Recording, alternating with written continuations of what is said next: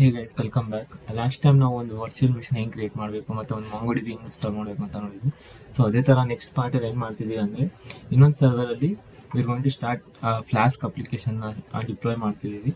So Flask application ಏನು ಮಾಡುತ್ತೆ ಅಂದರೆ, ಈ MongoDB ಜೊತೆ ಕನೆಕ್ಟ್ ಆಗುತ್ತೆ. ಸೊ ನಾವು ಒಂದು ಫ್ಲಾಸ್ಕ್ ಅಪ್ಲಿಕೇಶನಲ್ಲಿ ಒಂದು ಲೈವ್ ಚಾಟನ್ನು ಇದನ್ನು ಡೆವಲಪ್ ಮಾಡಿದ್ದೀನಿ, ಆ್ಯಪ್ನ ಅಪ್ಲಿಕೇಶನ್. ಸೊ ಅಪ್ಲಿಕೇಶನ್ ಏನು ಮಾಡುತ್ತೆ ಅಂದರೆ, ಈ ಡೇಟಾಬೇಸ್ ಕಮ್ಯುನಿಕೇಷನ್ ಮಾಡಿಬಿಟ್ಟು ಯೂಸ್ ಮಾಡುತ್ತೆ. ಸೊ ಅದಕ್ಕೆ ನಾವೇನು ಮಾಡ್ತಿದ್ದೀವಿ ಅಂದರೆ, ಒಂದು 2 ಡಿಫ್ರೆಂಟ್ ವರ್ಚುವಲ್ ಮಿಷನ್ಸ್ನ ಕ್ರಿಯೇಟ್ ಮಾಡಿದ್ದೀನಿ. ಒಂದು ಡೇಟಾಬೇಸ್ಗೆ, ಒಂದು ವೆಬ್ ಸರ್ವರ್ಗೆ, ಫ್ಲಾಸ್ಕ್ ಅಪ್ಲಿಕೇಶನ್ಗೆ. ಎಲ್ಲರೂ ಒಂದರಲ್ಲೂ ಮಾಡ್ಬೋದು, ಬಟ್ ಜಾಸ್ತಿ ನಮಗೆ ಈಗ ಫ್ಲಾಸ್ಕ್ ಅಪ್ಲಿಕೇಶನ್ ತುಂಬ ಯೂಸ್ ಮಾಡ್ತಾ ಇದೆ ಅಂದರೆ, ಲೈಕ್ CPU ಎಲ್ಲ, ಆವಾಗ ಡೇಟಾಬೇಸ್ ಎಫಿಷಿಯೆಂಟಾಗಿ ಕೆಲಸ ಮಾಡಲ್ಲ. ಸೊ ಹಂಗಾಗ್ಬಿಟ್ಟು ನಾನು 2 ಡಿಫ್ರೆಂಟ್ ವರ್ಚುವಲ್ ಮಿಷನ್ಸ್ನ ಕ್ರಿಯೇಟ್ ಮಾಡಿಬಿಟ್ಟು ಆ ವರ್ಚುವಲ್ ಮಿಷನಲ್ಲಿ ಡಿಪ್ಲಾಯ್ ಮಾಡ್ತಾ ಇದ್ದೀನಿ. ಸೊ ನೀವು ನೋಡ್ದಂಗೆ 2 ವರ್ಚುವಲ್ ಮಿಷನ್ ತೊಗೊಂಡಿದ್ದೀನಿ. ನಿಮಗೆ ಹೇಗೆ ಈಗ ಫ್ಲಾಸ್ಕಿಗೆ ತುಂಬ CPU ಬೇಕು ಅಂತ ಅಂದಾಗ, ಅಥವಾ ಡೇಟಾಬೇಸ್ಗೆ ನಮಗೆ ಯೂಶಲಿ ಜಾಸ್ತಿ CPU ಬೇಕಾಗಲ್ಲ, CPU RAM ಎಲ್ಲ. ಸೊ ಅದಕ್ಕೆ ಕಮ್ಮಿ ಸ್ಪೇಸಸ್ ಎಲ್ಲ ಕೊಟ್ಬಿಟ್ಟು, ಈ ವೆಬ್ ಸರ್ವರ್ಗೆಲ್ಲ ಸ್ವಲ್ಪ ಜಾಸ್ತಿ ಅಪ್ಲಿಕೇಶನ್ ಬಲ್ಕ್ ಇರುತ್ತೆ, ಲೋಡ್ ಆಗಿರುತ್ತಲ್ಲ. ಸೊ ಅಲ್ಲಿ ಕಾನ್ಫಿಗರೇಷನಲ್ಲಿ ಸ್ವಲ್ಪ ಅಪ್ಡೇಟ್ ಚೇಂಜ್ ಮಾಡೋದ್ರಿಂದ ನಮಗೆ ಬೆನಿಫಿಷಿಯಲ್ ಆಗುತ್ತೆ. ಸೊ ಈಗ ನೋಡ್ತಿರುವಾಗ ಒಂದು ವೆಬ್ ಸರ್ವರ್ನ ಸ್ಟಾರ್ಟ್ ಮಾಡಿದ್ದೀನಿ. ಓಕೆ, ಸೊ ಇದಕ್ಕೆ SSH ಕನೆಕ್ಷನ್ ಮಾಡೋಣ. ನೆಕ್ಸ್ಟ್ ಏನಪ್ಪ ಅಂದರೆ, ಸೊ ಒಂದು ಫ್ಲಾಸ್ಕ್ ಅಪ್ಲಿಕೇಶನ್ ಹೆಂಗೆ ಇನ್ಸ್ಟಾಲ್ ಮಾಡಬೇಕು. ಏನು ಫ್ಲಾಸ್ಕ್ ಅಂದರೆ, ಫಸ್ಟ್ ಆಫ್ ಆಲ್ ಒಂದು ವೆಬ್ ಅಪ್ಲಿಕೇಶನ್ ಡೆವಲಪ್ ಮಾಡೋ ಒಂದು ಇರ್ತದೆ. ಸೊ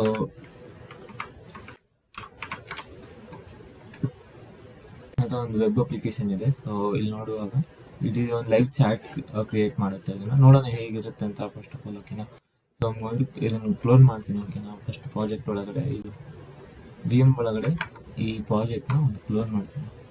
ಸೊ ಇದಕ್ಕೆ ಏನು ಮಾಡ್ತೀನಿ, ನಾವು ಗಿಟ್ ಕ್ಲೋನ್.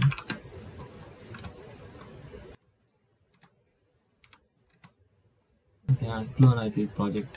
ಸೊ ನೆಕ್ಸ್ಟ್ ಏನಿದೆ ಇದರಲ್ಲಿ ಅಂತ ನೋಡೋಣ, ಹೇಗೆ ಸ್ಟಾರ್ಟ್ ಮಾಡಬೇಕು ಅಂತ ಪ್ರಾಜೆಕ್ಟ್ನ. ಸೊ ಇದರಲ್ಲಿರೋ ಡಿಪೆಂಡೆನ್ಸೀಸ್ನೆಲ್ಲ ಫಸ್ಟ್ ಇನ್ಸ್ಟಾಲ್ ಮಾಡಿಬಿಡೋಣ.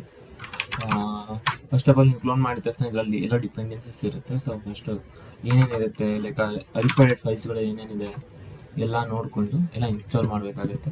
ಸೊ ಇದಕ್ಕೆ ಏನು ಮಾಡಬೇಕು, ಫಸ್ಟು ನಮ್ಮ ವರ್ಚುವಲ್ ಮಿಷನಲ್ಲಿ ಪೈಥಾನ್ ಇರೋಲ್ಲ, ಪೈಥಾನ್ ಅಥವಾ ಒಂದು ಪಿಪ್ ಅಂತ ಯೂಸ್ ಮಾಡ್ತೀವಲ್ಲ, API ಡಿಪೆಂಡೆನ್ಸಿ ಇನ್ಸ್ಟಾಲ್ ಮಾಡೋಕ್ಕೆ ಅದಿರಲ್ಲ. So we going to install this. So ಅದಕ್ಕೆ sudo apt install python 3 pip ಅಂತ ಆಗ್ತದೆ. ಸೊ ಇದರಿಂದ ಏನಾಗುತ್ತೆ, ಒಂದು ಪಿಪ್ ಅನ್ನೋ ಒಂದು ಮಾಡ್ಯೂಲು ಉಬುಂಟುಲಿ ಇನ್ಸ್ಟಾಲ್ ಆಗುತ್ತೆ.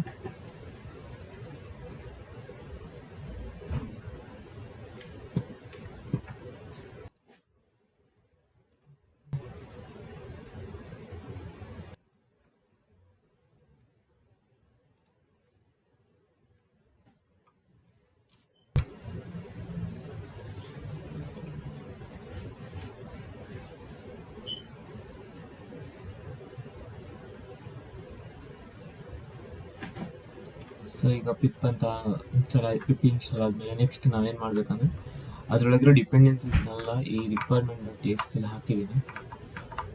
ಸೊ ಈಗ ನೋಡ್ತಿರಲ್ಲ, ಪ್ರತಿಯೊಂದು ಅಪ್ಲಿಕೇಶನ್ ಏನು ಇನ್ಸ್ಟಾಲ್ ಮಾಡ್ಬೋದಲ್ಲ, ಅದರಲ್ಲೆಲ್ಲ ಏನು ಡಿಪೆಂಡೆನ್ಸೀಸ್ ಇನ್ಸ್ಟಾಲ್ ಮಾಡಬೇಕು ಅನ್ನೋದನ್ನೆಲ್ಲ ಇದರಲ್ಲಿ ಬರೆದಿದ್ದೀವಿ. ಸೊ ಯಾವ ವರ್ಷನ್ನು, ಯಾವ ಡಿಪೆಂಡೆನ್ಸಿ ಅಂತ ಎಲ್ಲ ಇದೆ. ಸೊ ಯೂಶಲಿ ನಾವು Node.js ಎಲ್ಲ ಮಾಡುವಾಗ package.json ಅಲ್ಲಿ ಈ ವರ್ಷನ್ ಎಲ್ಲ ಯೂಸ್ ಮಾಡಬೇಕಂತ ಬರ್ದಿದ್ದೀವಲ್ಲ, ಈ ಮಾಡ್ಯೂಲು ಈ ವರ್ಷನ್ ಅಂತ, ಅದನ್ನು requirement.txt ಎಲ್ಲ ಇರುತ್ತೆ. ಸೊ ಇದನ್ನು ನಾವು ಇನ್ಸ್ಟಾಲ್ ಮಾಡಬೇಕಾಗತ್ತೆ. ಹೆಂಗೆ ಇನ್ಸ್ಟಾಲ್ ಮಾಡೋದಂದರೆ, pip3 install -r requirements ಅಂತ ಹೇಳ್ತಾರೆ, ಅದರಲ್ಲ ಎಲ್ಲ ಡಿಪೆಂಡೆನ್ಸಿ ಇನ್ಸ್ಟಾಲ್ ಆಗುತ್ತೆ.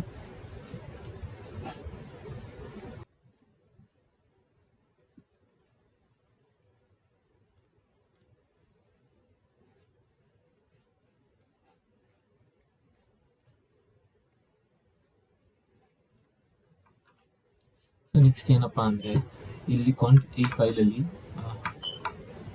ಆ್ಯಪ್ ಒಳಗೆ ಇದು ಡೇಟಾಬೇಸ್ ಜೊತೆ ಕಮ್ಯುನಿಕೇಷನ್ ಮಾಡುತ್ತೆ ಅಂತ ಹೇಳಿದ್ವಲ್ಲ. ಸೊ ಈ ಡೇಟಾಬೇಸ್ ಜೊತೆ ಕಮ್ಯುನಿಕೇಷನ್ ಮಾಡೋಕ್ಕೆ config.py ಒಳಗೆ ಒಂದು MongoDB ಹೋಸ್ಟ್ ವರ್ಷನ್ ಅಂತ ಹಾಕಿದ್ದಾರೆ. ಸೊ ಈ ಹೋಸ್ಟ್ ವರ್ಷನ್ನು ಆ ಲೋಕಲ್ ಹೋಸ್ಟಿಗಷ್ಟೇ ಕನೆಕ್ಟ್ ಆಗುತ್ತೆ. ಸೊ ಇದಕ್ಕೆ ನಾವು MongoDB ಇನ್ಸ್ಟಾಲ್ ಮಾಡಿದ್ದೀವಲ್ಲ, ಸೊ MongoDB ಇನ್ಸ್ಟಾಲ್ ಮಾಡಿರೋ ಇಂಟರ್ನಲ್ IP-ನ ಕಾಪಿ ಮಾಡಿ ಅಲ್ಲಿ ಹಾಕಬೇಕಾಗುತ್ತೆ. ಸೊ ಏನಾಗುತ್ತೆ ಅಂದರೆ, ಇಂಟರ್ನಲ್ ಕಾಪಿ ಅಂದರೆ ಈ ಇಂಟರ್ನಲ್ IP ಯೂಸ್ ಮಾಡಿಬಿಟ್ಟು ನಮ್ಮ ಫ್ಲಾಸ್ಕ್ ಅಪ್ಲಿಕೇಶನ್ನು ಈ MongoDB ಅಪ್ಲಿಕೇಶನ್ ಜೊತೆ ಕಮ್ಯುನಿಕೇಷನ್ ಮಾಡುತ್ತೆ. ಓಕೆನಾ. ಓಕೆನಾ. ಸೊ ಅದಕ್ಕೋಸ್ಕರ ಆ ಫೈಲ್ನ ಎಡಿಟ್ ಮಾಡಬೇಕು. ಸೊ ಹೆಂಗಪ್ಪ ಎಡಿಟ್ ಮಾಡೋದು ಅಂದರೆ CD ಆ್ಯಪ್ ಒಳಗಡೆ ಹೋಗಬೇಕು, LS ಮಾಡೋಣ. ಸೊ LS ಮಾಡಿದಾಗ ಇಲ್ಲಿ ನೋಡಿ config.py ಅಂತ ಇದೆ. ಸೊ ಆಗಲೇ ಮಾಡಿದಿಲ್ಲ ಸೇಮ್ ಸುಡೋ ನ್ಯಾನೋ ಹೊತ್ಬಿಟ್ಟು config.py ಇವತ್ತಿದೆ. ಇಲ್ಲಿ ಬಂದುಬಿಟ್ಟು ಇಲ್ಲಿ ಎಕ್ಸ್ಟರ್ನಲ್ ಇದೆಯಲ್ಲ, ಇಂಟರ್ನಲ್ IP ಇದೆಯಲ್ಲ, ಸೊ ಇಂಟರ್ನಲ್ IP ನ ಕಾಪಿ ಮಾಡಿ ಇಲ್ಲಿ ಪೇಸ್ಟ್ ಮಾಡಬೇಕಾಗುತ್ತೆ.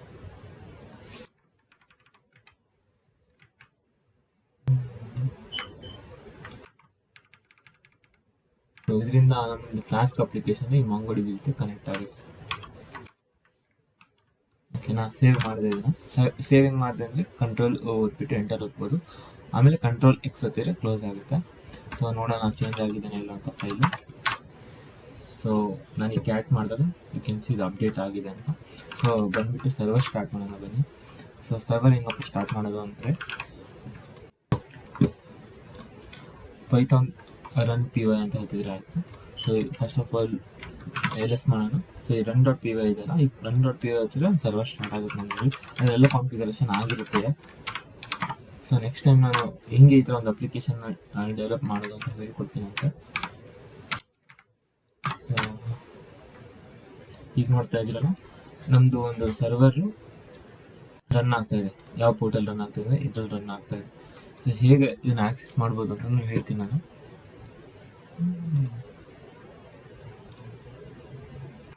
ಸೊ ಈಗ ಒಂದು ವೆಬ್ ಸರ್ವರ್ ಶುರು ಆಗಿದೆ. ಇಲ್ಲಿದೆ ನಾನು. ಸೊ ಇಲ್ಲಿ ನೋಡ್ತಾ ಇದ್ದೀರಲ್ಲ, ಇಲ್ಲೊಂದು ವೆಬ್ ಸರ್ವರ್ ಸ್ಟಾರ್ಟ್ ಆಗಿದೆ. ಸೊ ಹೆಂಗಪ್ಪ ಆಕ್ಸೆಸ್ ಮಾಡೋದು ಅಂದರೆ, ಸೊ ಈ ವರ್ಚುವಲ್ ಮಿಷಿನ್ಗೆ ಬಂದುಬಿಟ್ಟು ಇಲ್ಲಿ ಈ ಎಕ್ಸ್ಟರ್ನಲ್ IP ಇದೆಯಲ್ಲ, ಸೊ ಎಕ್ಸ್ಟರ್ನಲ್ IP ನ ಕಾಪಿ ಮಾಡಿಬಿಟ್ಟು ಪೇಸ್ಟ್ ಮಾಡಿ. ಸೊ ಇದು ಯಾವ ಪೋರ್ಟಲ್ ರನ್ ಆಗ್ತಿದೆ ಅಂತ ಅಂದರೆ 8080 ರನ್ ಆಗ್ತದೆ. ಸೊ ಇಲ್ಲಪ್ಪ ನೋಡೋದು 8080 ಅಂತ ಹೇಳಿ ಈಗ ಅಪ್ಲಿಕೇಶನ್ ಇಲ್ಲಿದೆ. ಸೊ ಇಲ್ಲಿ ನೋಡ್ಬೋದಲ್ಲ, ನಾವು ಎಲ್ಲ ಯಾವುದಾದ್ರೂ ಒಂದು ಸರ್ವರ್ ಹಾಗೆ ಹೇಳ್ದಂಗೆ 0.00 ಇಟ್ಬಿಟ್ಟು ಸೊ 8080 ಆಕ್ಸೆಸ್ ಮಾಡ್ತಾ ಇದ್ದೀವಿ. ಸೊ ಈಗ ನೋಡ್ಬೋದು ಒಂದು ವೆಬ್ ಅಪ್ಲಿಕೇಶನ್ ಸ್ಟಾರ್ಟ್ ಆಗಿದೆ, ಚಾಟ್ ಅಪ್ಲಿಕೇಶನ್ ನಮ್ಮ ಸರ್ವರ್ ಡಿಪ್ಲಾಯ್ ಮಾಡಿದ್ದೀವಿ. ಸೊ ಇದರಲ್ಲಿ ಏನಪ್ಪ ಸರ್ವರ್ ಅಂದರೆ ಒಂದು ಸುಮ್ಮನೆ ಒಂದು ಅಪ್ಲಿಕೇಶನ್.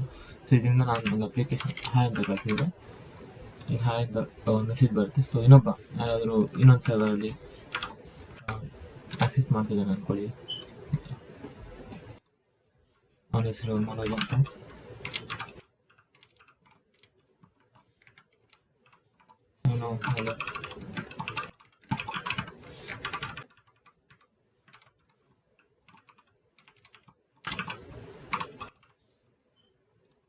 ಅದು ಕೂಡ ಅಪ್ಡೇಟ್ ಆಗ್ತಾ ಹೋಗುತ್ತೆ. ಸೊ ಇದೊಂದು ಫ್ಲಾಸ್ಕ್ ಅಪ್ಲಿಕೇಶನ್ ಡಿಪ್ಲಾಯ್ ಮಾಡಿದ್ರೆ ಹೇಗೆ ಅಥವಾ ಡೇಟಾಬೇಸ್ನ ಹೇಗೆ ಕನೆಕ್ಟ್ ಮಾಡೋದು ಅಂತ ಆಗಿತ್ತು. ಸೊ ನೆಕ್ಸ್ಟ್ ವೀಡಿಯೋಗಳನ್ನ ಏನು ಮಾಡ್ಬೋದು ಅಂತ ಹೇಳ್ತಾ ಹೋಗ್ತೀನಿ.